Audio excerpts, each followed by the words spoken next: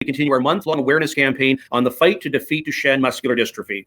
Each Tuesday this month in September, we are focusing on the global effort to defeat Duchenne with organizations like Jesse's Journey from around the world. And tonight, we are going to go on a trip down under and meet the general manager of Save Our Sons in Australia, Sandy Kervin.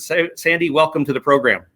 Hi, thanks for having me on, Perry. I really appreciate being here. Well, it looks like a beautiful morning in Sydney, and it's just great to have you on to talk about very much what we all talk about in the Duchenne world. We're all interconnected in many ways and trying to do the same things. We thought we'd learn a little bit about Save Our Sons tonight. Tell us a little bit about the history of Save Our Sons and its origin in Sydney and beyond in Australia. Save Our Sons, very similar to Jesse's Journey. It started with a very passionate dad. That dad's name was Ellie Eade, and Ellie had a son who was diagnosed at around age 4, which we know is that common time for a lot of diagnosis of Duchenne. Ellie's main mission was to find a cure.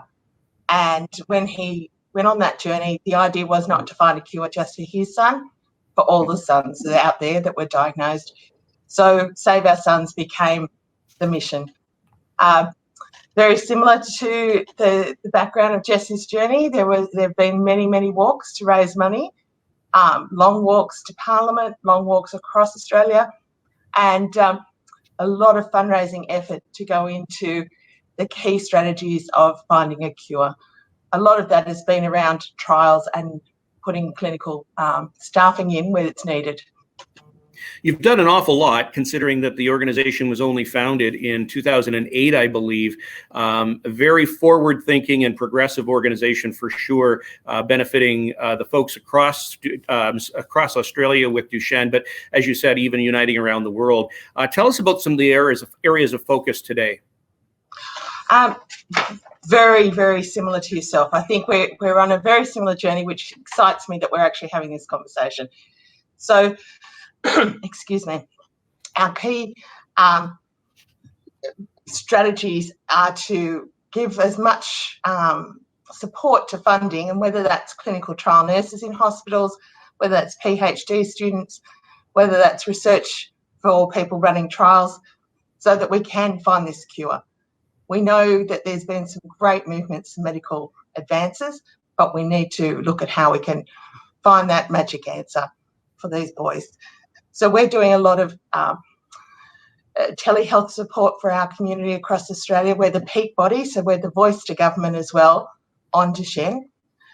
We have a registry that captures everybody's details. So when a company wants to do a trial in Australia, we've got a place where they can go to find out who can participate. And awareness and advocacy are also really big key items for us.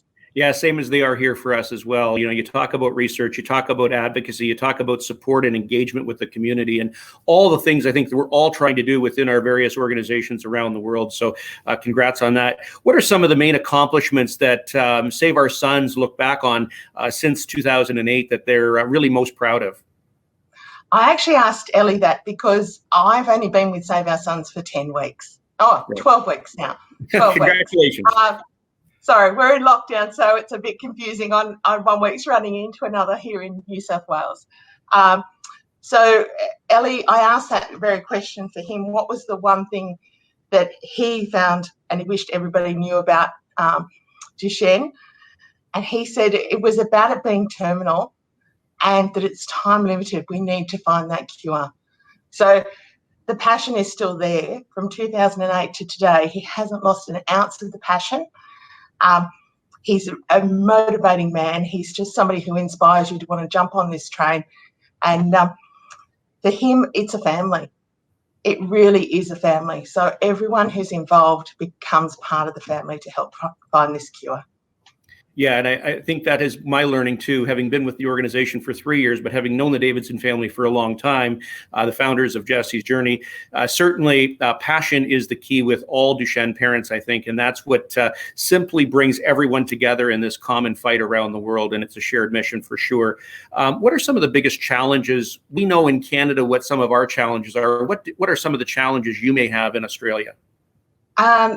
For me, looking at what we've done, we have raised some incredible amounts of money. I'm talking in the millions and millions of dollars every year that gets poured back into trials and research. COVID has really meant that some of those key fundraisers, we have big galas and big walks. We've managed to squeeze the walks in, but the galas, which are key fundraising events for us, have had to stop because of COVID. Plus, we're in the middle of a lockdown that's been extensive, so we know we can't keep asking a lot of people put their hand in their pocket to fundraise for us. So we are taking a really conservative look at what we do, how we do that better. Planning time's happening. The team's still working extremely hard, but we're actually not seeing the income that we had, but we've got some committed expenses, like our Duchenne nurses in the hospitals that we fund. We've planned to fund those for several years, PhD students, several years. So we've got commitments. We can meet those commitments. We just are limited with what's coming in the door, which is a challenge.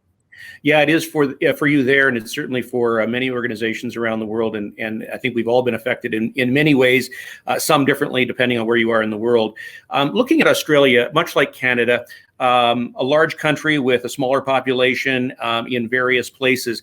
Talk to us a little bit about what managing care is like for Duchenne across the country, the number of clinics, the types of places that families may come from, and how challenging that can be if they're in remote areas.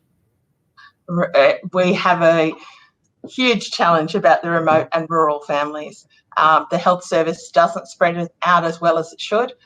And we've just been lucky enough to have a conversation with one of our ministers, the Deputy Health Minister for New South Wales, about the burden that families bear when they actually have to travel to the major city to get the expertise that they need.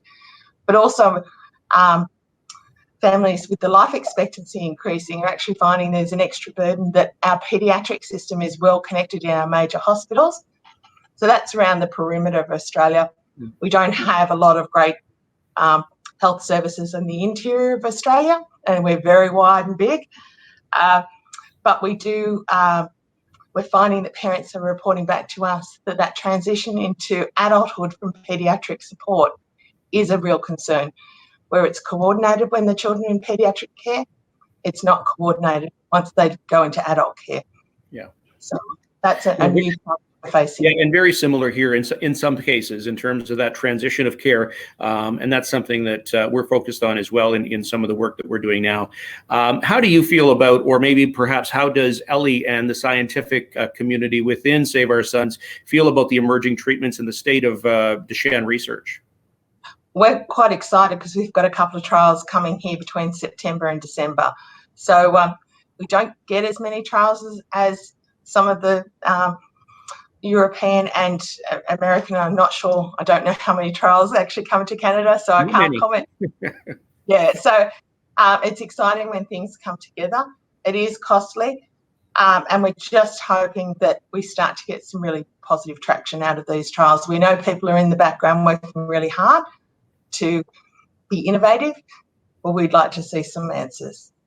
I think everybody in this community would. Everybody would, yes, for sure. And the great thing about research and like working together with you is that it's a shared, it's a shared learning around the world that will help move us forward.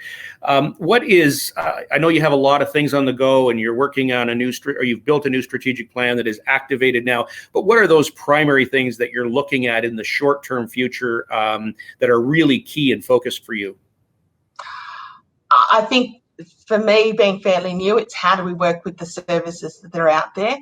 So we have some muscular dystrophy associations throughout some of the states, but some of the states have big holes. So for me, it's very much about sitting beside the services who do something similar, whether they're in our country or whether they're in another country, to keep learning. Because once we do something innovative, PPMD, it has been amazing in sharing some of their resources. Yes. So it's about the support that we can give each other. And sun's coming out twice as bright at the moment, so it's a bit of a halo.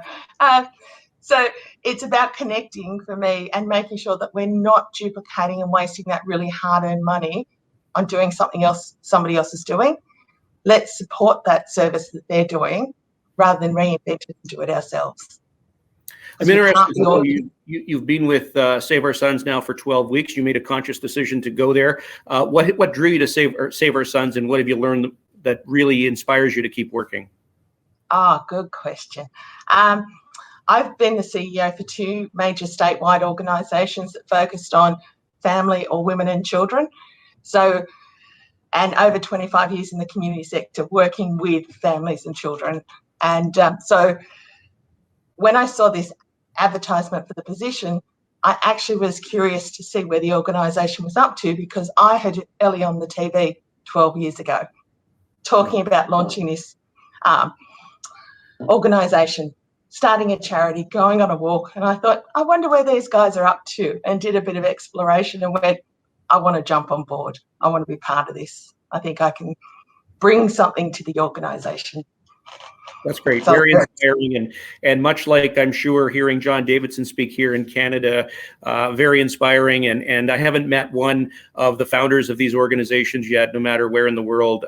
They're incredibly inspiring, and people that you want to be close to and work hard for. So congratulations to you. Sandy Kervin with Save Our Sons in Australia.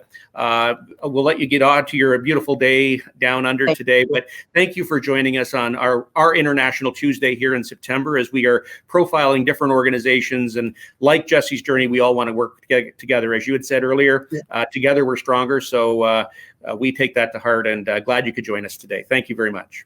Anytime. Let's keep that talking going. Looking forward to talking to you. Thank you, Sandy. You take care. Take care. Bye now. Bye-bye.